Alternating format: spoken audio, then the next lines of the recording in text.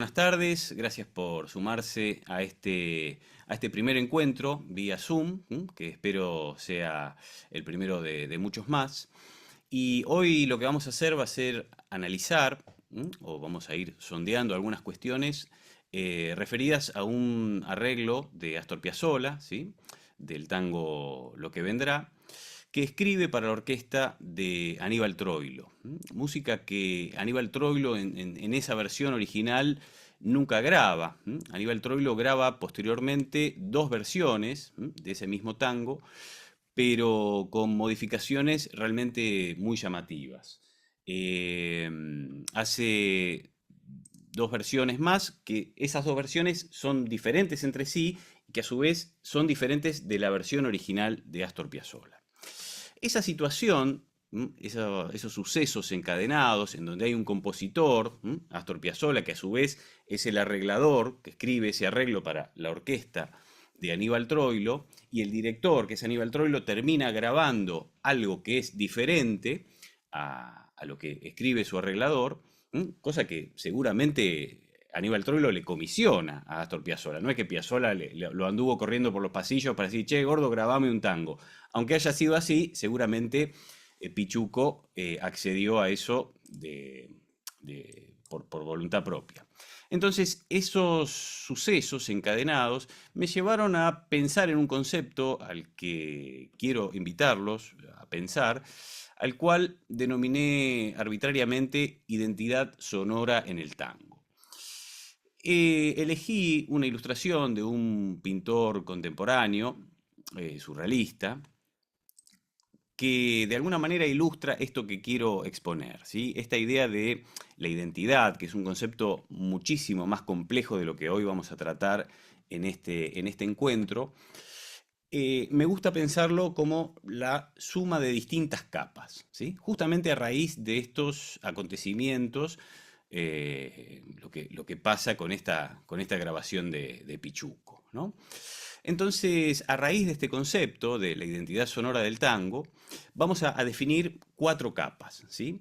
Y nuestro análisis se va a fijar en estas diferentes cuatro capas, como si fuera un microscopio. ¿Alguna vez vieron un microscopio, tuvieron un microscopio cerca donde uno puede ir cambiando las lentes de ese microscopio? Y bueno, podemos poner la lente número uno, después la lente 2, ¿sí?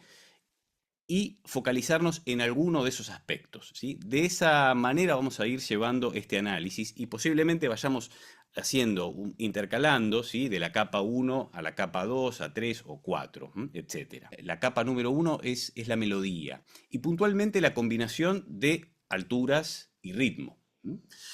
Eventualmente, si se trata de un tango cantado, también podríamos hablar de los elementos poéticos o de la poesía, ¿sí? La capa número 2 va a ser el arreglo, o sea, concretamente. En este caso, nosotros tenemos que la capa número uno es la música original de Astor Piazzolla, el tango Lo que vendrá, arreglado por Astor Piazzolla, o sea que es el mismo tipo que hizo las dos cosas, ¿sí? ¿Qué es lo que va a ocurrir en el arreglo? En el arreglo ya vamos a poder cambiar una serie de cuestiones que tienen que ver con un montón de aspectos, ¿sí? Esto es simplemente una síntesis. En un arreglo podemos cambiar la orquestación, podemos cambiar la armonía original del tema, por eso no lo puse en la capa uno. O sea, lo único que puse fue combinación de alturas y ritmos, que es, podríamos decir que en un arreglo que modifica todo, lo único que no se va a modificar es esa combinación de alturas y ritmos. Podemos cambiar la forma, podemos cambiar la armonía, podemos cambiar la orquestación, un montón de cosas. Incluso hasta hacer modificaciones de estas alturas y ritmos, pero es importante que esté esa materia prima original, si no ya se transforma en una especie de tema con variaciones o en otra cuestión, ¿sí? Bien, entonces la capa número 2 en este caso es el arreglo. La capa número 3 ya va a tener que ver con la interpretación, ya con esta partitura, en donde en el tango, esto también me gusta mucho porque es una música en donde hay un montón de cosas que están afuera de la partitura y donde también muchas cosas que están en la partitura se dejan de lado, ¿sí? Como acabamos, como esto que ocurre en esta versión que que Piazzolla escribe para Troilo. Troilo hay cosas que dejó de lado directamente, si ustedes escuchan las tres versiones. Por eso puse, por un lado, los intérpretes, que van a ser los distintos músicos de la orquesta, y también el director, en donde acá sí el director fue quien tomó la decisión de decir, bueno, estos compases no se van a grabar. ¿Por qué no se grabaron? Podemos hacer distintas especulaciones al respecto y podríamos decir, por ahí a Troilo no le significaba esa sonoridad como parte de su estilo, no lo sabemos, ¿sí? Lo que a mí me parece interesante de esa sucesión de acontecimientos es justamente cómo esa identidad se entrelaza, o podemos entenderla como la sucesión de estas capas. Y por último, algo que ya está casi por fuera, un poco del quehacer de los músicos, excepto por ahí alguno que otro entiende de estas cuestiones, lo que tiene que ver con la técnica de la grabación, ¿sí? Que esto es todo un mundo también. Cada una de estas capas es un mundo lleno de cuestiones. Cuando hablamos de la técnica de la grabación, me refiero también a la técnica de mezcla, de masterización, ¿sí? Y todos los procesos que tienen que ver con esto. No nos olvidemos que la historia de la técnica de la grabación casi va en paralelo con la historia del desarrollo del tango, ¿sí? La primera grabación en estéreo, creo que es del año 1932, ¿sí? Alan Blumlein, que de hecho hay una técnica Blumlein que es poniendo dos micrófonos en figura 8, desarrolla el concepto de estéreo. El audio digital es de mediados de los 80, ¿sí? Sony saca el DAT, que es Digital Audio Tape. O sea, la evolución de las técnicas del audio, de la grabación, de las emulaciones y etcétera, etcétera, va prácticamente en paralelo con la historia, en este caso, en gran parte de la historia del tango. Entonces, también es un elemento a tener en cuenta, ¿sí? O sea, es decir, una grabación de la década del 50 con una de la década del 60, ya hay un montón de otras cosas que se escuchan con otra profundidad o con otra cuestión. Tal vez esta capa, la capa número 4, sea en la que menos me voy a detener, pero tal vez una faceta mía que muy pocos conozcan es que yo soy técnico de grabación también, puedo comentar algunas cuestiones vinculadas con este asunto, ¿sí? Así que bueno, para comenzar, sé que muchos de ustedes lo han escuchado, pero para ponernos en tema, les propongo que hagamos una escucha de la versión original de Astor Piazzolla, ¿sí? Versión que fue inédita hasta el año pasado, porque tuvimos la suerte de que este material se pudo digitalizar y que, bueno, con la orquesta de la universidad se pudo hacer una grabación de este material, ¿sí? Les propongo que lo escuchemos de forma de corrido y luego comencemos a comentar algunas cosas.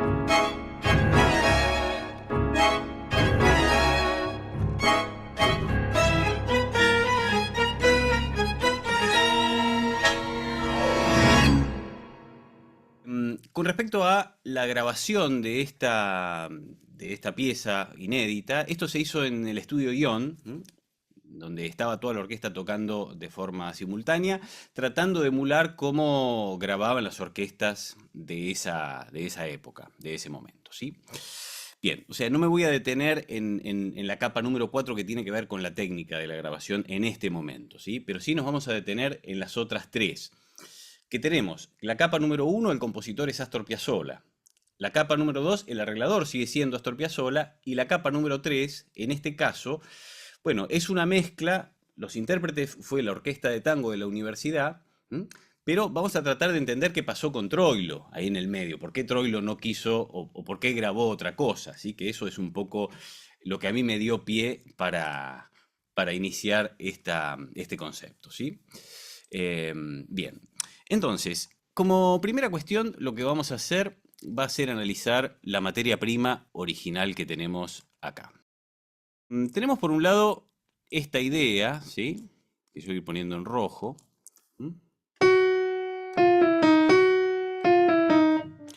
¿Sí? Que esta idea es, digamos, la materia prima original.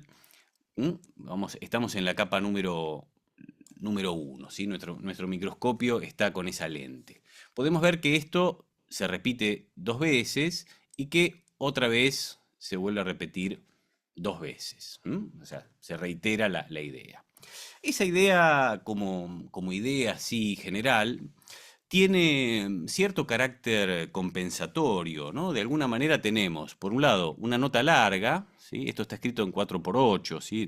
Sería lo equivalente a una blanca en 4×4, y después tenemos notas más breves. Por un lado tenemos un descenso cromático y después por otro lado tenemos un salto. Descenso cromático, bueno, en este caso vuelve a caer acá, descenso cromático, salto, y después en esta última parte tenemos lo mismo y va descendiendo, ¿sí? Va descendiendo por distintos tramos. No vamos a hacer un análisis así detallado de la materia prima, pero ya que estamos, vamos a ver algunas cuestiones que luego van a ir impactando sobre el resto del material. Por ejemplo, esta idea del cromatismo me parece interesante, ¿sí? El tango, si al tango le quitáramos los cromatismos, creo que Sadaik se quedaría sin un 70% de recaudación en el tango, ¿no? Si sacáramos de circulación todos los tangos que tienen cromatismo, no sé cuántos tangos quedan, honestamente.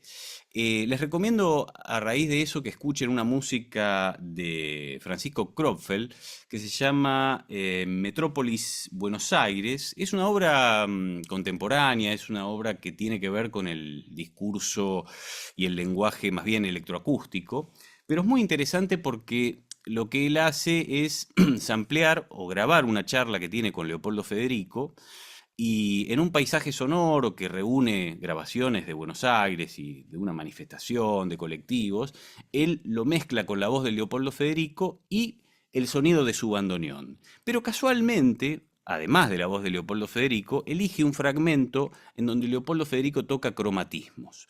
Él trabaja sobre ese fragmento cromático y lo diseña a través de algunos procesos digitales, de la música electroacústica puntualmente, pero no elige cualquier tramo, no elige un elemento melódico, justamente elige cromatismo, ¿sí? Bueno, acá tenemos estos cromatismos, ¿sí? Y tenemos también esta escala que empieza en el Do sostenido y que llega al Fa. Como podemos observar, estamos en la tonalidad de Mi menor y aparece el Do sostenido como primera nota del arreglo, ¿sí? Ahora estoy un poco en la capa 2 o en la capa 1, ¿sí? Porque esta volata o esta escala no forma parte del tema original, es algo que aparece en el arreglo, ¿sí? Pero este Do sostenido aparece luego, ¿sí? Lo vemos como un elemento de la capa 1, ¿sí? Es un elemento prácticamente estructural, ¿sí? Podríamos decir que estamos en un mi menor dórico, ¿sí? Con el sexto grado. Pero fíjense que después aparece el do natural, acá como bajo, ¿sí? Cosas que están un poco entrelazadas. Interesante. Esto podríamos decir que es una falsa relación, do sostenido y do natural acá, ¿sí? Decir que menos mal que lo toca el piano todo esto. En fin, bien. Entonces, esta es la idea, llamémosle idea 1, o le voy a poner este color para identificarla, ¿sí? Voy a tomar estos cachitos.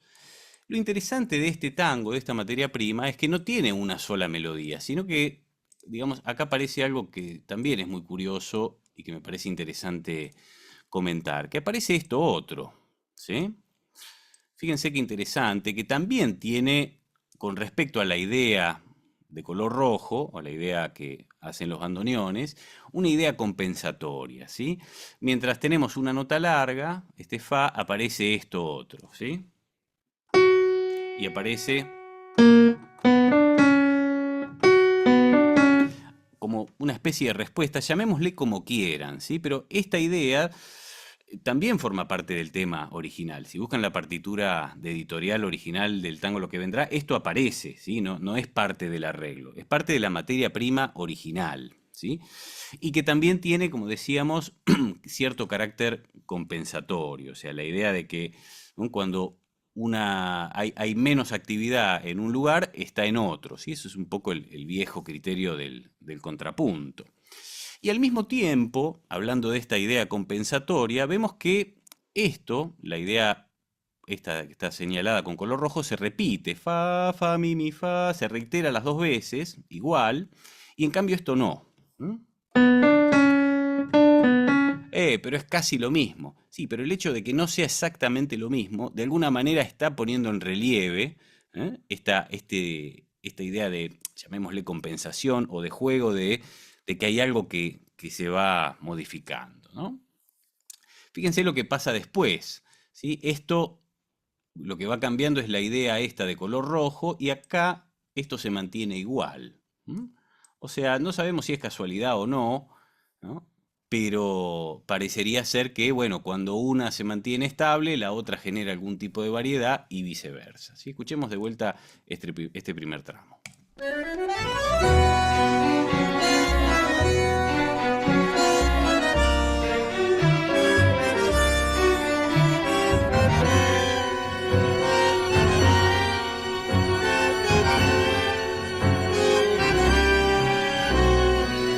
Y al mismo tiempo, esto que podríamos llamar, si se quiere, en términos clásicos, liquidación, donde muchas veces a la idea de una frase, bueno, que va apareciendo en tramos más pequeños, también va descendiendo de forma cromática. Si bemol, la, sol, fa, casi todo cromático.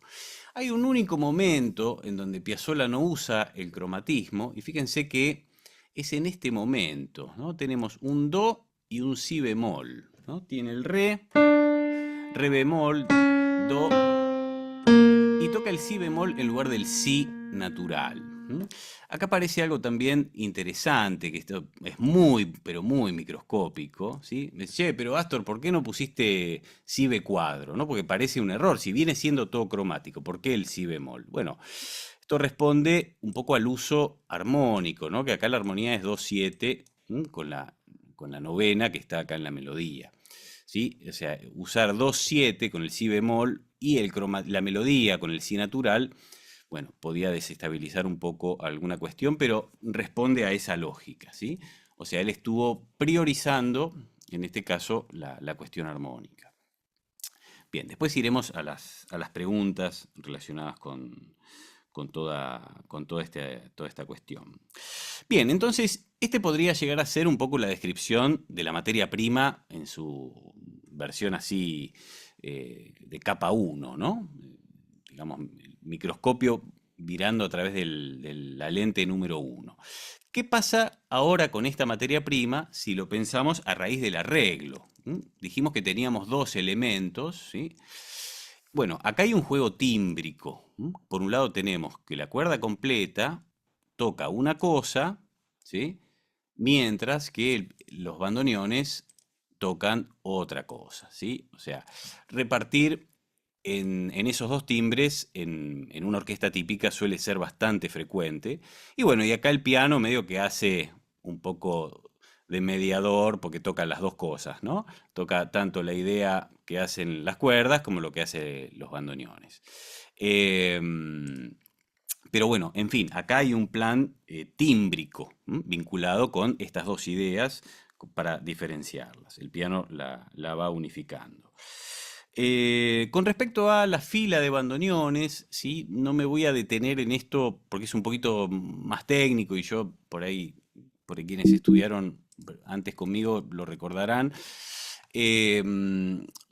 Podemos hablar un poco de la manera en que está abordada la escritura seccional, ¿sí? Ustedes si tienen la partitura pueden ir viendo esto en sus pantallas o si lo tienen impreso, por ahí es un poquito, se ve un poquito chico, pero bueno. Em, Esto podríamos decir que es lo que yo suelo llamar estilo 1, ¿sí? En la escritura seccional, porque lo que se está privilegiando en este caso es la armonía. Fíjense que acá tenemos voces que se mueven cromáticamente y al mismo tiempo tenemos otro grupo que hace las notas del acorde, ¿sí? O sea, este acorde es un acorde de mi menor, sol, si, mientras el resto hace el cromatismo. O sea, no se está privilegiando el movimiento acá, sino que se está privilegiando la, el resultado armónico, ¿sí? Tenemos dos cuestiones que se contraponen cuando escribimos cuando se realiza la escritura seccional, que es el resultado armónico o el resultado melódico. ¿A qué quiero privilegiar? ¿Sí? Si le voy a dar prioridad a lo melódico, bueno, la armonía va a ser resultado de ese movimiento. O si es al revés, si yo quiero privilegiar lo armónico, ¿sí? Que quiero que se escuche un mi menor, bueno, entonces el movimiento, que acá vemos que el movimiento es nulo, es mantener las mismas notas, ese movimiento va a ser producto de esa armonía. Menciono esto porque luego va a cambiar, ¿sí? Y es un momento que no se escucha en las grabaciones de Troilo, ¿sí? O sea que podríamos decir que eso no responde a la sonoridad troileana. Bien, muy bien. Vamos a ir ahora a la capa número 3 de este mismo fragmento, ¿sí? Hay algo que tiene que ver con la interpretación que es muy habitual en el tango, que es el uso del fraseo. Fíjense que esto está fa, tarirarán, ¿sí? Está fraseado, está modificada la rítmica de esta sección, de las notas, en este caso de las semicorcheas. Eso por un lado, y acá esta indicación que dice talón, esa es una indicación que pone el propio Astor Piazzolla en la partitura original, ¿sí? Ya que esto fue revisado muy detalladamente por Andrés Serafini, a quien le agradezco enormemente que haya hecho este trabajo. Y hay, digamos, el violinista que vino, que fue Humberto Ridolfi, un maestro, ¿sí? que vino a darnos una mano con la grabación, también propuso algunas cuestiones del toque, ¿sí? De la orquesta, ¿eh? Que sea bien al talón y el sonido que de alguna manera proponía esta articulación.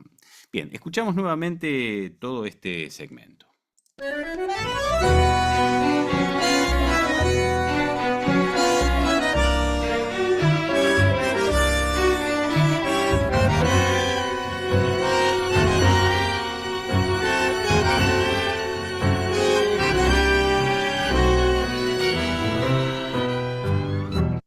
Y también podemos ver que toda la sección de cuerdas, en este caso el cello, ¿sí? Esto también llama la atención, porque el cello no está una octava abajo, están tocando todos al unísono, ¿sí?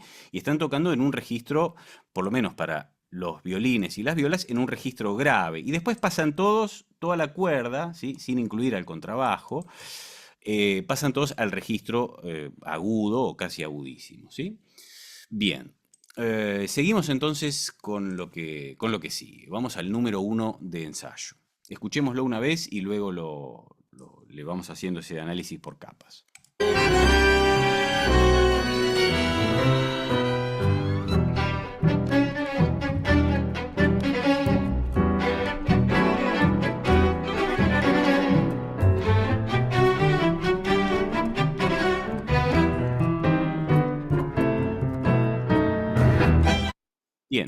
Entonces, número uno de ensayo, ¿qué tenemos? Como primera cosa que se ve, todos los bandoneones tocando al unísono, ¿sí? Bueno, evidentemente es un recurso que funciona, ¿sí? Uno podría decir, che, 4 bandoneones con las desafinaciones, sí, es algo que se suele utilizar, ¿sí? Incluso en grabaciones. Uno luego puede dosificar la cantidad de todo eso. Yo acá seleccioné una parte, pero es hasta acá, ¿sí? Por un lado vemos eso, las 4 manos izquierdas tocando al unísono, y otra vez el do sostenido, ¿sí? El modo dórico, capa número 1, como incluso termina como elemento muy pregnante este do sostenido, ahí delineando un poco el color armónico o el color de la escala mi menor dórico. Bueno, tenemos también el 3-3-2, ¿sí? Marcación bastante característica. Y bueno, tenemos violines, ¿sí? Que en este caso Piazzolla usa violines 1 y violines 2 para este arreglo, ¿sí? No está usando el primero B, el violín 2 y el violín 3. Ahora, luego veremos un poco por qué, ¿sí? O podríamos elaborar algún tipo de hipótesis, por qué no lo escribió de la manera en que en el tango es un poco más frecuente.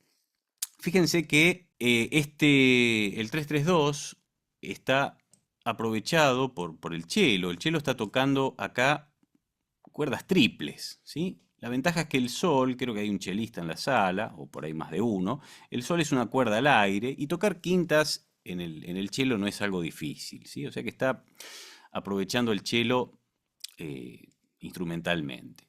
Bien, tenemos estos primeros 2 compases del número 1 de ensayo, y fíjense lo que pasa a partir de acá. A partir de acá se escucha un contraste bastante marcado. Vamos a escucharlo y vamos a tratar de detectar qué podría ser, ¿no?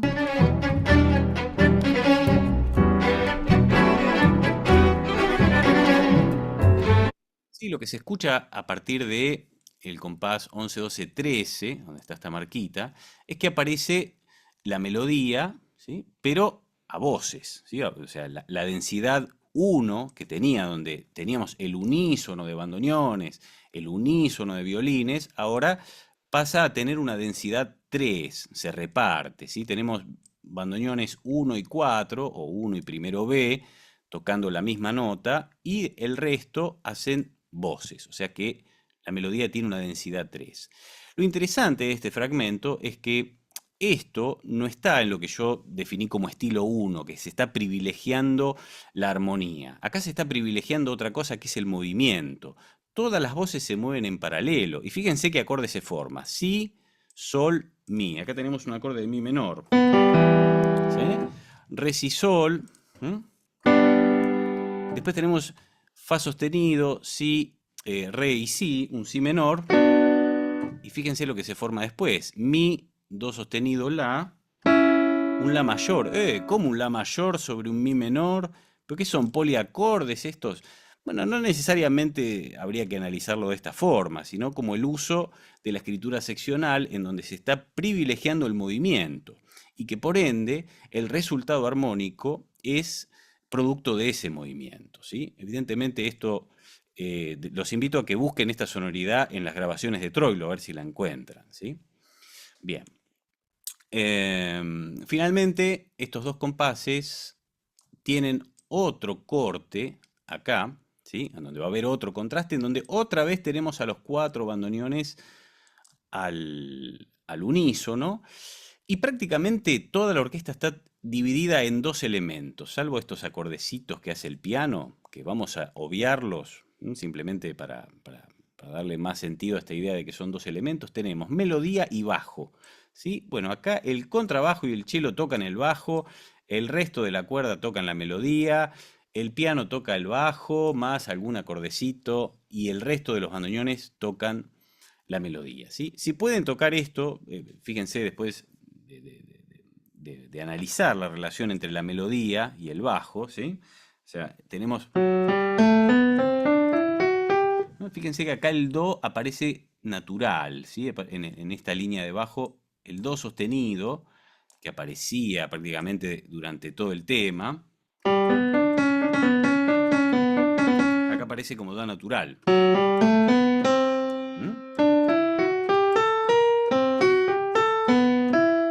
Fíjense luego de analizar la relación entre el bajo y la melodía. Muy interesante lo que pasa, ¿sí? O sea que tenemos tres momentos.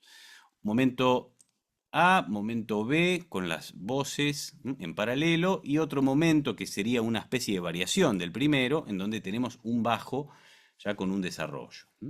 Escuchémoslo una vez más, todo ese fragmento.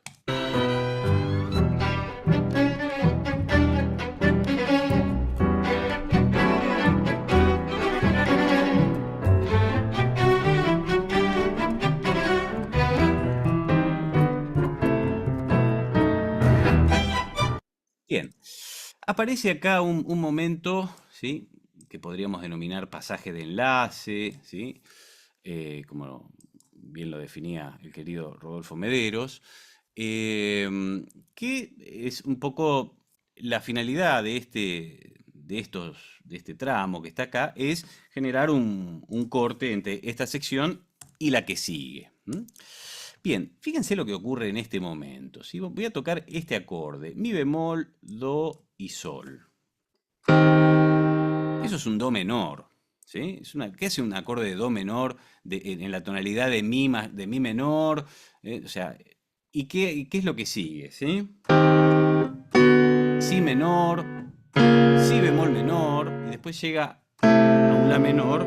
O sea, todo el pasaje hace esto.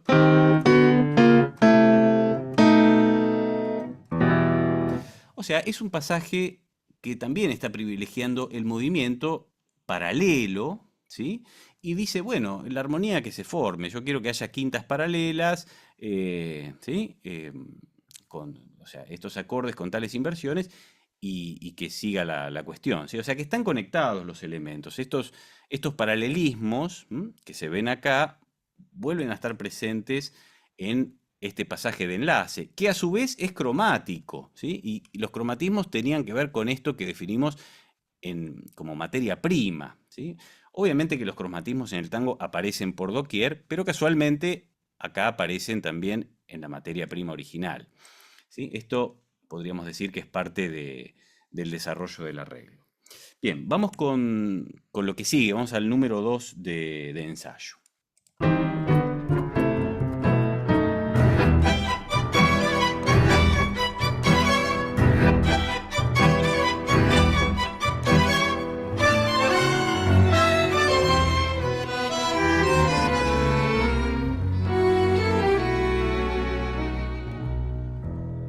Bien, todo este momento es un plan bastante troileano, ¿sí? Se nota que Piazzolla se lo escribió a Troilo porque, digamos, aparecen recursos que uno puede encontrar en otros arreglos de Troilo o en otras orquestas típicas.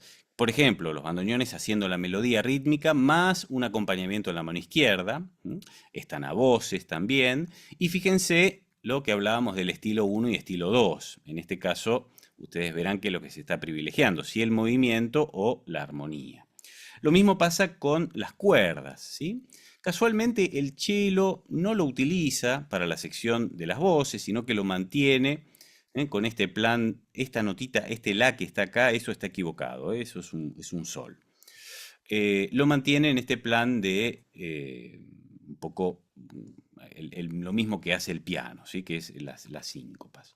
Bien, todo este plan es bastante claro, ¿no? Tenemos estos 4 compases que luego devienen en un tutti, en el que el piano también participa de la melodía, ¿sí? Este momento, fíjense que acá hay algo interesante también de lo que vamos a hablar dentro de un par de compases, que es en donde el piano participa de la melodía o participa del acompañamiento. Por momentos, ¿sí? Casi en la cresta de la ola, como se ve venir acá, el piano participa del tutti, de la melodía, ¿sí?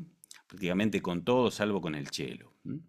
Eso es algo también que aparece en muchos arreglos de Troilo. Bien, volvemos a escuchar este fragmento y seguimos con número 3 de ensayo.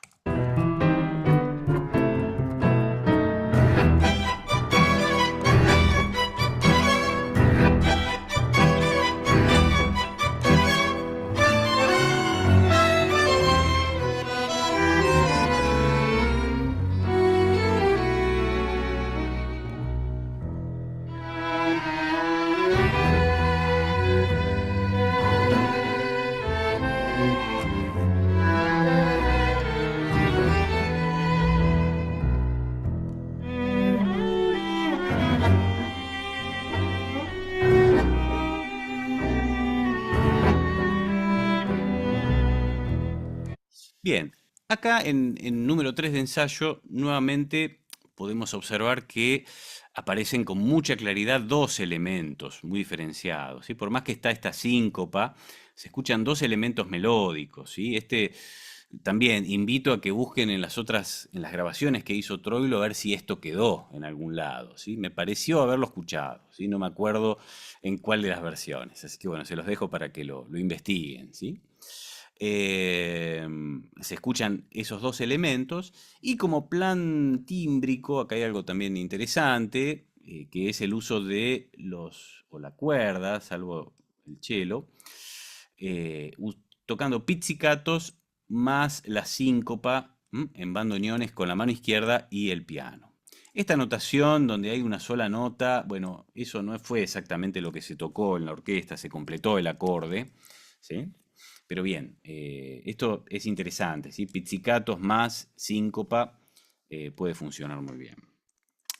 Bien, yo les había dicho que Piazzolla en lugar de escribir violín 1, violín 1B, violín 2 y 3, puso 1 y 2 a la manera más tradicional, y acá posiblemente hay una respuesta para esto, ¿no? Vemos que hay divisi de chelos, o sea que si hay divisi de chelos, mínimo debe haber, qué sé yo, 3 o 4 violas, y debe haber 6 primeros y 6 segundos. O sea, esto era una orquesta de cuerdas, para lo cual originalmente se planteó este arreglo, ¿sí? O sea que hizo el planteo de una orquesta ya más grande, con la que Troilo solía grabar. O sea, tengo ganas de invitarlo a Osvaldo Acedo para que nos dé una charla sobre algunas grabaciones que hizo con Troilo.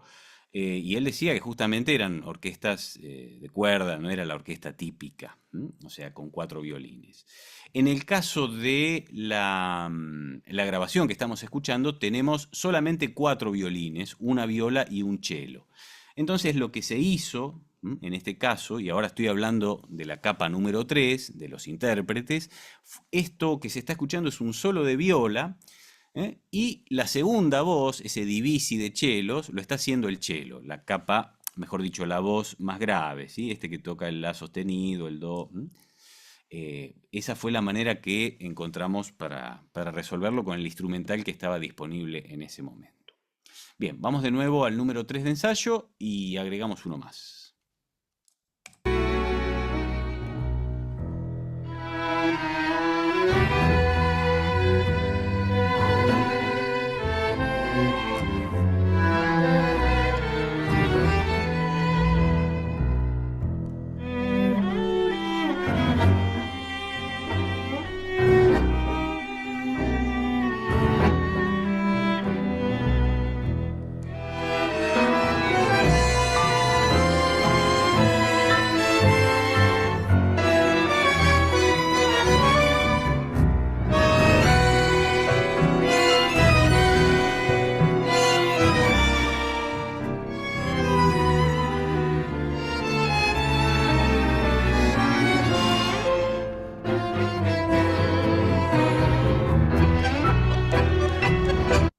Muy bien. Acá hay algo muy interesante que tiene que ver con lo que definíamos como capa número 3, que tiene que ver con los intérpretes. Si escuchamos nuevamente esta sección, ¿sí? El número 4 de ensayo, el piano no está tocando exactamente lo que está en la partitura. Fíjense que el piano tiene la melodía, ¿sí? Toda esta parte hasta acá tiene la melodía, sino que el piano está tocando un marcato. Y solamente hace la melodía, perdón que justo ahí se corta, tenemos el cambio de hoja. Todo esto viene haciendo marcato y recién acá toca la melodía, ¿sí? O sea, ¿se acuerdan que hace un par de compases atrás hablé del uso del piano, de involucrar al piano en los tutis, en lo que podríamos decir el momento más álgido de la frase, ¿sí? En la cresta de la ola. Ese es un efecto muy, pero muy troileano que yo lo he encontrado en varios de sus arreglos. Danzarín es un caso paradigmático de ello. Seguramente muchos de quienes están acá habrán tocado ese arreglo, lo puedo compartir también. Entonces, ¿qué es lo que ocurrió? Hablé con Andrés Serafini, que era quien estaba encabezando esta investigación, y le propuse hacer esta modificación para la grabación, no para la versión escrita. Él enseguida estuvo de acuerdo y bueno, me parece que en ese sentido se parece más a lo que hubiera ocurrido en la versión de Troilo, ¿sí? Si Troilo hubiera tocado el arreglo como estaba, seguramente, no sé, esa fue mi especulación al respecto, ¿sí? Hubiera pasado algo más o menos como esto. Así que bueno, escuchamos de nuevo este fragmento en donde el piano hace un marcato y solamente se involucra en el tutti en el momento más álgido de la frase. ¿Ves?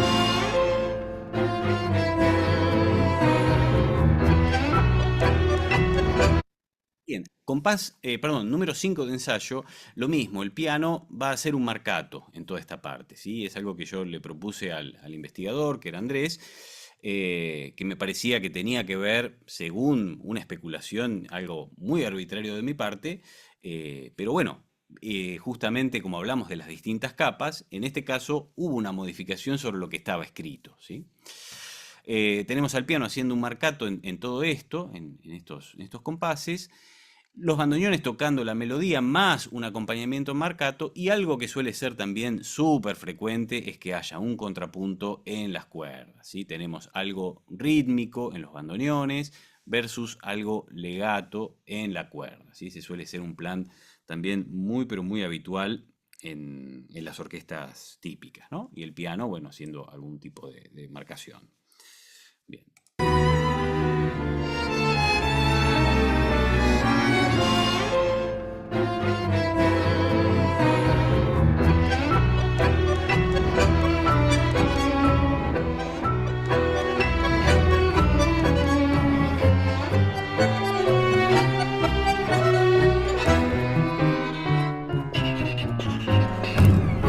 Bien, llegamos otra vez, tenemos el famoso pasaje de enlace que había aparecido antes, pero ahora, ¿qué pasó acá? Moduló, ¿sí? Modula a do sostenido menor, ¿sí? Es bastante interesante esta modulación. Modula utilizando como puente modulatorio el pasaje de enlace, ese que vimos, ¿sí? Ese pasaje de enlace cromático en acordes en paralelo, ¿sí? En acordes en primera inversión en paralelo. Y casualmente modula a la tonalidad de do sostenido menor, ¿sí? A mí me llamó la atención, pero simplemente porque, bueno, el tema empieza con el do sostenido, está el do sostenido implícito como nota característica de la escala, no sé, simplemente un dato curioso, ¿no? Podría haber modulado a cualquier lugar que se le hubiera ocurrido a Astor Piazzolla y fue a do sostenido menor, para desgracia de los instrumentistas. Les puedo asegurar que cuando ensayamos esto por primera vez con la orquesta, hicimos una lectura, bueno, la orquesta quedó cuerpo a tierra, una cantidad de soldados quedaron heridos, ¿sí? Eh, Bien, van a aparecer acá, además de la modulación, algunas variaciones del tema original, que también invito a rastrear a ver si quedaron en la versión de Troilo, si quedó la modulación, ¿sí? Bien, o sea, acá empiezan a haber variaciones melódicas y muy interesantes, pero no aparecen planes en el término de la orquestación diferentes a los que se plantearon antes, ¿sí? Tenemos también los bandoneones haciendo la melodía, haciendo un marcato, esto ya se escuchó, ¿sí? Lo que va a aparecer como variedad son justamente las variaciones melódicas. Vamos a escuchar todo este fragmento.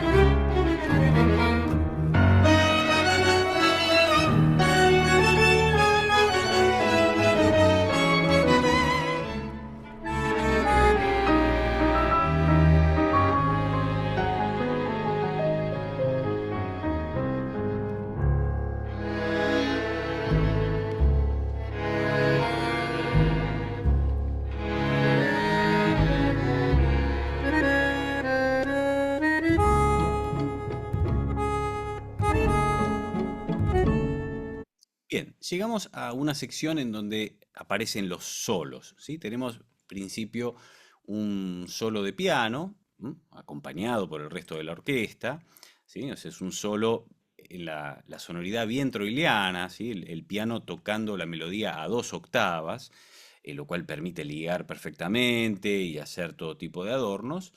Eso es bastante interesante, ¿sí? Porque está escrito a la manera en que los pianistas hacían los solos en la orquesta de Troilo. Si hubiera sido otra orquesta, la orquesta de D'Arienzo, por ejemplo, el solo de piano tendría otras características, ¿sí? Y después encontramos un solo de bandoneón en mano izquierda, ¿sí? Acompañado ni más ni menos que por pizzicato de toda la cuerda, incluyendo al cello, ¿sí? Que a veces hacía otro plan, y el piano, ¿sí?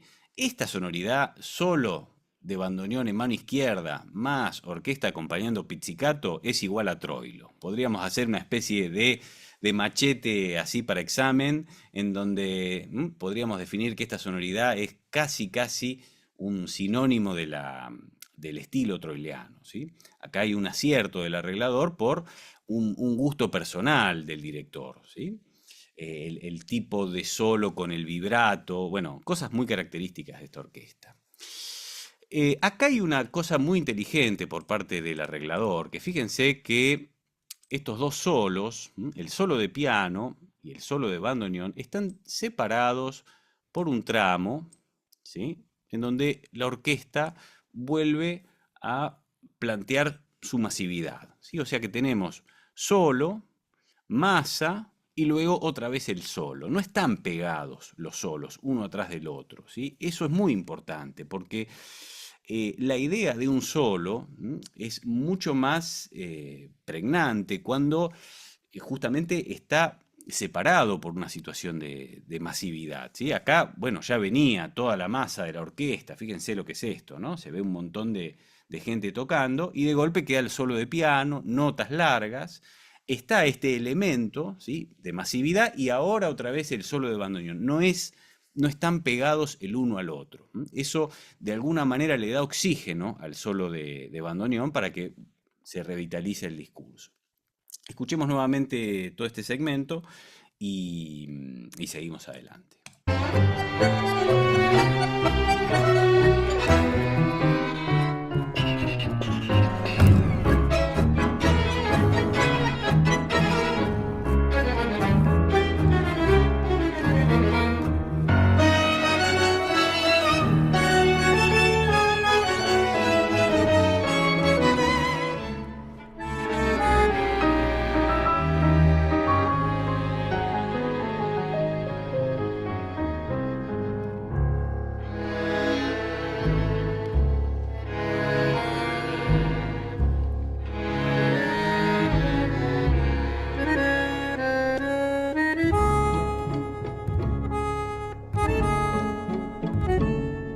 Bien, un dato que también me pareció muy curioso es que este acompañamiento en pizzicatos, fíjense lo que aparece acá.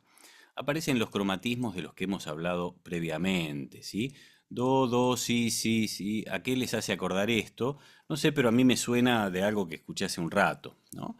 O sea que, bueno, no sabemos el grado de casualidad de la aparición de estos elementos, pero cierta conexión parece haber, ¿sí? Claro.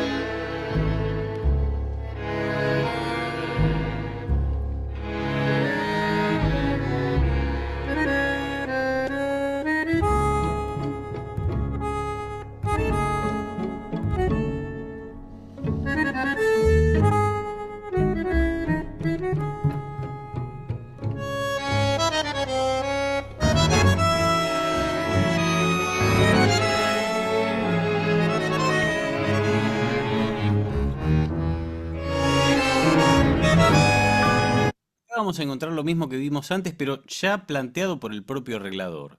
El piano viene haciendo el marcato, el sostén de toda la orquesta, ¿sí? Mientras prácticamente toda la orquesta, salvo el contrabajo, que estadísticamente está prácticamente todo el tiempo tocando el rol del bajo, mientras la cuerda completa más los bandoneones hacen la melodía, el piano hace el marcato y en la parte más álgida de la frase, el piano se involucra en el tutti. Fíjense que no solamente el piano se involucra en el tutti, sino que ambas manos de los bandoneones también suman más peso a ese momento, ¿no? Generando mayor carga instrumental.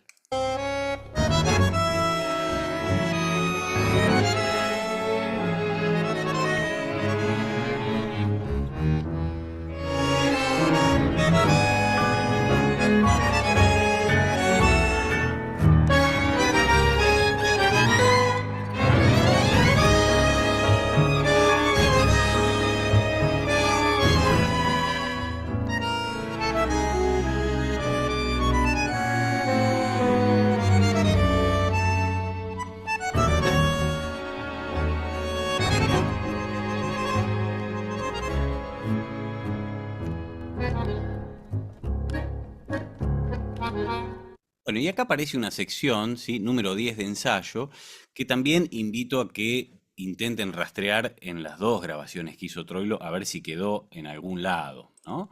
Si quedó por ahí o si no.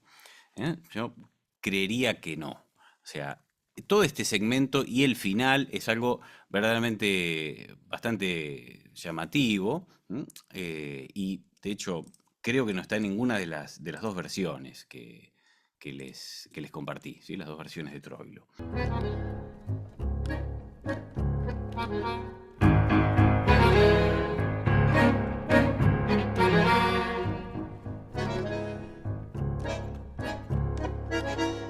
También es una idea que se va reiterando y que podemos ver, que cambia acá el matiz, primero piano, después fortísimo, después pasa a ambas manos, ¿sí? La cuerda no toca, ¿sí? Y esa idea está escrita de forma seccional y fíjense si esto está privilegiando el movimiento o está privilegiando la armonía, si va todo en paralelo o está manteniéndose, o está manteniendo algún acorde. Fíjense ustedes y después me dirán qué opinan al respecto, ¿no?